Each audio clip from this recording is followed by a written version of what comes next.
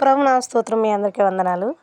దేవుడు గడిచినటువంటి వారం నుంచి ఈ వారం వరకు ఆయన తన పరిశుద్ధ రెక్కల చాటున మనందరినీ కాచి భద్రపరిచినందుకు ఆయన నామానికి వందనాలు చెల్లించుకుంటూ ఉన్నాము. అటు విధంగానే మరి స్త్రీ పురుషుడు విషయంలో కొన్ని మాటలు మనం తెలుసుకుందాము.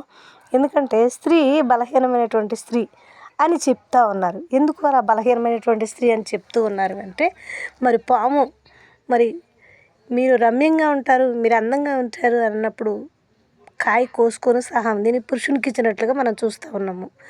అప్పటి నుంచి కూడా ఒక లెక్కలో ఆలోచించాలంటే మరి ఆదం గారు కూడా తినకూడదు కదా, మరి కానీ తిన్నారు. ఎందుకు తిన్నారు అని అంటే ఆవిడ చూపించినటువంటి విధానం బట్టి నేను కూడా తినేస్తానని తినేసారు. అయితే గద్దిచ్చి మరి దేవుడు చెప్పిన మాట వినుండి అయితే ఏదైనా తోటలో నుంచి వాళ్ళు బయటికి వెళ్లకుండా ఉండేవారేనేమో.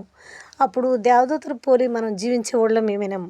కానీ దేవునికి విరోధమైన పనులు చేసి ఉన్నారు కాబట్టి, చేయొద్దన్న పని చేశారు కాబట్టి బయటికి వెళ్ళబడి ఉన్నారు. అంతేకాకుండా పురుషుడు చేసేటువంటి ప్రతి విషయంలో కూడా స్త్రీకి తల పురుషుడు అన్నారు కాబట్టి ఎన్ని విషయాల్లోనైనా బోధ విషయంలోనైనా బోధించకూడదు అంటారు, లేకపోతే మాట్లాడే విషయంలోనైనా వెనకాలే ఉండాలి అని అంటారు. పురుషుడు చేసేటువంటి కొంతమంది పురుషులు మంచి పనులు చేయరు, కుటుంబంలోనే ఉంటారు, బయట చెడు కార్యాల్లో ఉంటారు, కుటుంబంలోనే ఉంటారు, బయట చేసే పనులు దేవునికి విరుద్ధమైన పనులు చేస్తూ ఉంటారు. అయితే స్త్రీ చేయవలసినటువంటి పని ఏంటి అని ఆలోచిస్తే, పురుషుడు మంచి పని చేస్తున్నాడా చెడు పని చేస్తున్నాడా అని గ్రహించి మరి చెడు పనులకి వెళ్ళనీయకుండా తనను దారిలో పెట్టినటువంటిదే భయభక్తులు కలిగినటువంటి స్త్రీ విధానం అని మనం బైబిల్లో చూసుకోవచ్చు. ఎందుకు అలా అని ఆలోచిస్తే, పురుషుడు నాదే గొప్ప, నేనే ఎక్కువ అనేటువంటి అహముతో నడిచేవాళ్ళు ఎంతోమంది పురుషులు లేకపోవచ్చు, ఉండారు. కానీ వాళ్ళందరినీ సమదిద్దుబాటులో కలిగి జీవించాలి అంటే ఏ స్త్రీ అయితే మొదట పొరపాటు చేసిందో ఆ స్త్రీయే జ్ఞానాన్ని కలిగి జీవించమని చెప్తా ఉన్నాడు.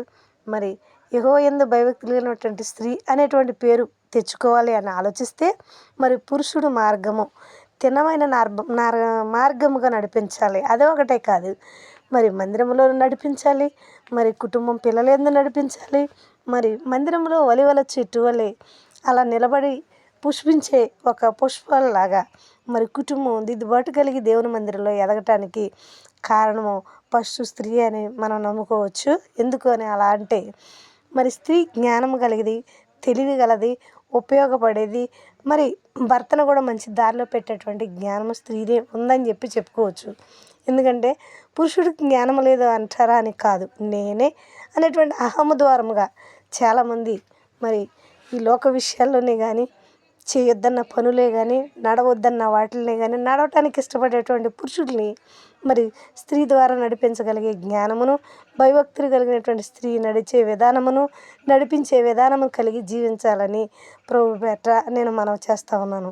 మన నడక స్త్రీ ఏ విధంగా ఉండాలి అని ఆలోచిస్తే, భయభక్తులు కలిగి ఉండాలి, జ్ఞానముగా ఆలోచించాలి, కుటుంబాన్ని దిద్దుపరచుకోవాలి, దేవుని మందిరాన్ని కుటుంబంలో అందరినీ నడిపించగలగాలి. ఎందుకు అలా అంటే, యేసు ప్రభు వచ్చి రాజ్యం కొరకు ఎదురు చూడగలిగేటువంటిది మరి గమనిక ఆత్మ స్త్రీ కలిగి జీవించాలి. ఆ గమనిక ద్వారా పురుషుని కూడా మరి మంచి మార్గంలోనే నడిపించాలని నేను ప్రభు పేట మనవి చేస్తూ ఉన్నాను.